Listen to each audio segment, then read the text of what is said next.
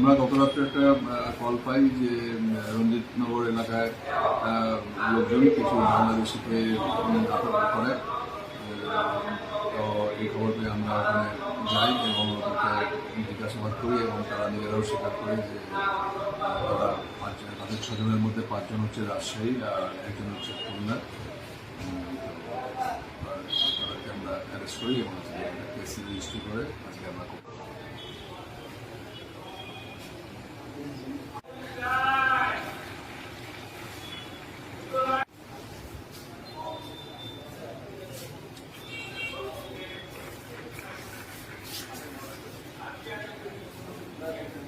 আমরা গত রাত্রে একটা কল পাই যে রঞ্জিতনগর এলাকায় লোকজন কিছু বাংলাদেশিকে আটক করে।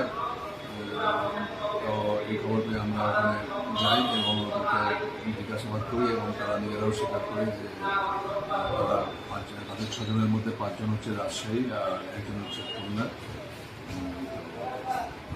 তাদেরকে আমরা অ্যারেস্ট করি এবং কেস রেজিস্ট্রি করে আজকে আমরা করতে পারি।